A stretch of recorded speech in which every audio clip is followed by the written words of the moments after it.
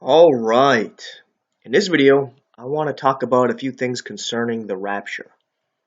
Now, I'm actually paying attention. I think it's soon. And I've been hearing a lot of people out, and they have this idea that it's this year, 2021, because 2028 is 2,000 years after Jesus was crucified in the year 28 AD.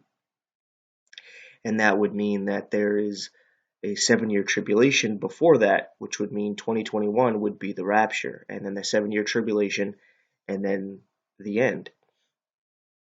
And I get it. And if you don't know why that matters, it's because there's a 7,000 year creation timetable. It's a week of 7,000 years. Each day is 1,000 years. So you got day one, which you would say would be like Sunday, day two, which we would say is Monday, and then Tuesday is day three, day four is Wednesday, and this is around the time Jesus showed up at about 4,000 years or 2,000 years ago. And then it talks about the last days, right? You read about the last days in the New Testament and even sometimes in the Old Testament. And it's because after Jesus actually came to earth and was crucified, there's only a couple days left before the seventh day, the Sabbath, the millennial reign, where Jesus reigns on earth for 1,000 years. So these 2 days, those are the last days. They're the only two left. So they're the last days, even though they're 2,000 years, to God it's just a couple of days. And so it's been just about 2,000 years, right? So, as long as the calendars all match up and, we could fit it all together, then it makes sense. Except I see a couple of issues. You see, at this time here, after Jesus was crucified, they actually thought that Jesus could return at any time. And Paul talks about, the dead are going to rise, and then we which are alive and remain will be caught up with them, right? So he actually thought it could happen in his time. Now, he actually talked about the times and the seasons, so the years and the seasons we would know. And I get why people are getting caught up into the feast days, the appointed times of God, because Jesus was crucified on the Passover. He was in the tomb for the days of unleavened bread. He rose from the dead on first fruits, poured out the Holy Spirit on Pentecost. So now you're looking at the last three feasts of God, which are Feast of Trumpets, Atonement, and Tabernacles. And those happened in the fall, and that's why everybody was paying attention. And it makes sense. And I watch, hoping that they're right. But I'm going to talk about why I thought there was an issue. The reason why they would think that it could happen at their time was the Jewish temple was actually established. And the Antichrist could have showed up at any time and said that he's God in the midst of that temple. But once that temple is destroyed, you can't have that. You have to wait for it to be rebuilt, or at least for the time of the Gentiles to be ended. And I think that could be symbolized by some kind of earthquake or some other kind of disaster that destroys that dome of the mosque that's at the Temple Mount right now, that Muslim temple. Something that's a natural disaster or appears to be a natural disaster destroys it. That could be a signifying the end of the time of the Gentiles, and that the time of grace is gone. Grace is being lifted, and that's your final warning. Now you're going to be back under the law, so you better get friendly with Israel, get friendly with them Jews, keep God's law, and give up your life. And I mean that in two different ways. I mean it give up your life as in give up your schooling, your career, family, all your plans that you want to do, and give up your life literally. So if you're able to, go out into the woods for the next 7 years and take care of yourself until Jesus comes back, or go get your head chopped off so that you can go to heaven. You gotta give up your life one way or another, right? So, a little bit of a side issue there. But what's better for you is you just accept Jesus now. He came into this world because he loves us to save us from this wrath. It's our choice to ignore him, to make fun of Christians, make fun of somebody like me saying something like this. That's your choice. And when you go through what comes, it's because you chose to. Because there's been people like me who've been telling you.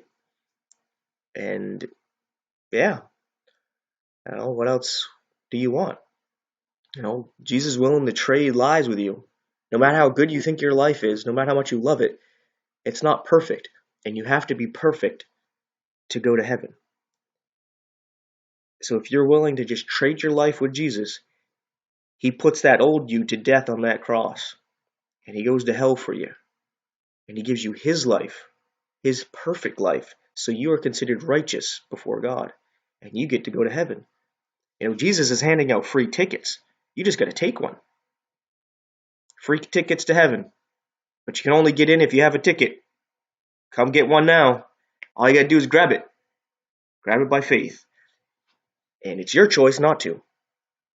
Which means you're going to have to pay for your own ticket. And,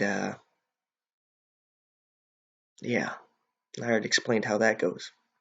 But anyway, so I always thought that the temple would have to be, at least the Dome of the Monarchs would have to be torn down before we're raptured.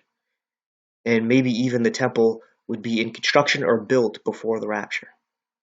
Because then we know that the Antichrist can show up. And I think it's in Thessalonians, it talks about the man of sin is revealed either right at the rapture, right after it, right before it. And yeah, so we're going to have some kind of connection there. It doesn't mean he's already signed the peace treaty or he's already going into the temple, but we're going to see some kind of connection going on. Because the peace treaty might have something to do with the temple being constructed, because the Muslims aren't going to want the Jewish temple constructed. So we might actually see the start of the deal to make peace in order to build the Jewish temple on the Dome of the Mosque. They'll probably say that God destroyed the Dome of the Mosque and that they should build it, and they established this peace treaty. And while they're in the midst of it, we'll get to see the one who's heading up these contract negotiations, which could be the actual Antichrist, the beast of Revelation. So we might actually get to see that before we're raptured. The other thing is that what it says here in John chapter 6, Jesus is talking about his Father's will here. And he says about his Father's will is that he doesn't lose any of those that have been given to him. And he says, but he should raise them up again at the last day. And goes on again and he says, I will raise them up at the last day. Now this is key to me. And it's also said here again in John chapter 11. I think you can go down here and read it right here.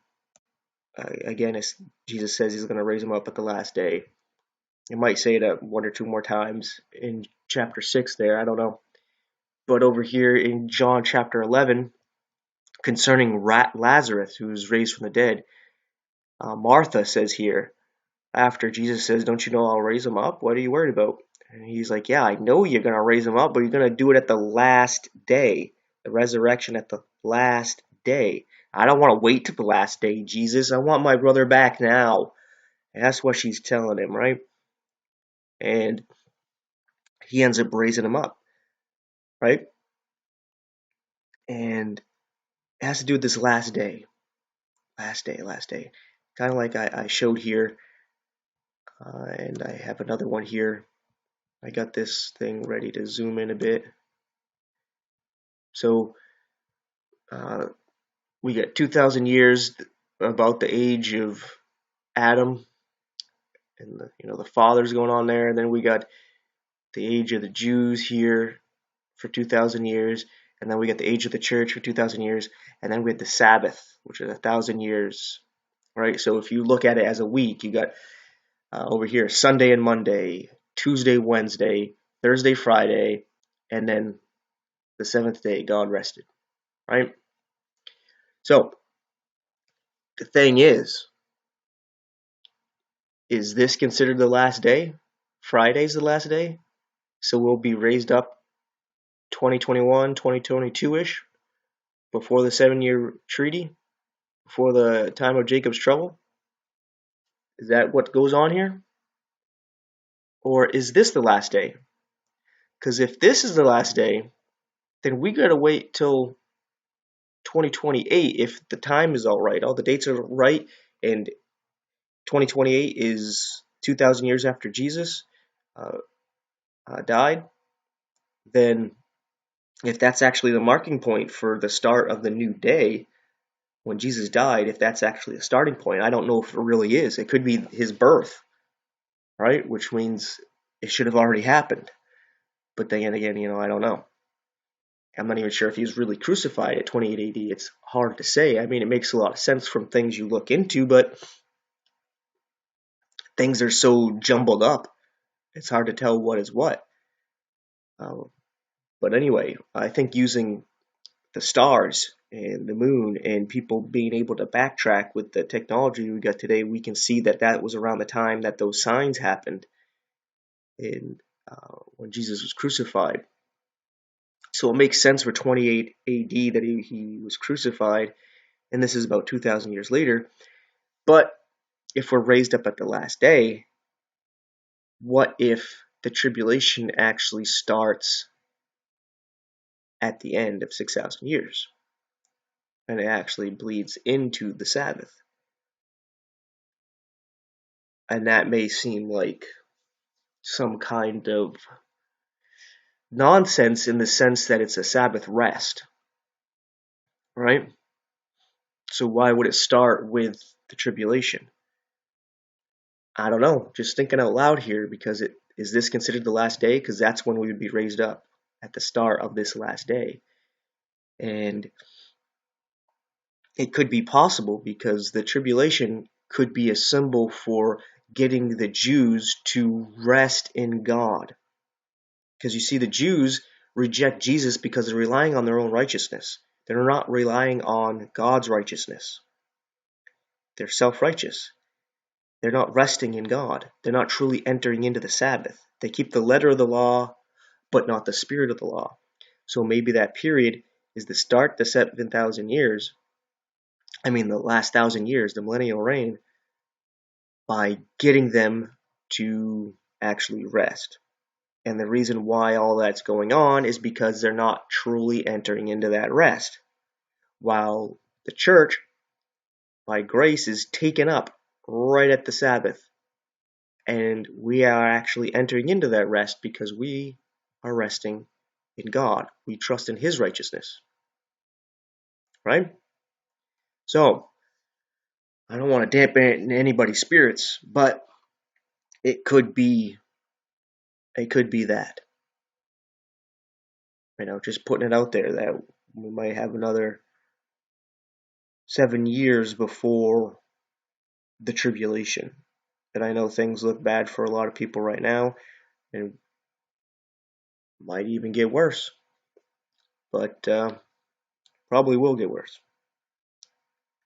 From things I'm looking at, it doesn't make sense that what I'm saying would happen because of what's going on with the world uniting, because of this whole supposed deadly thing going around.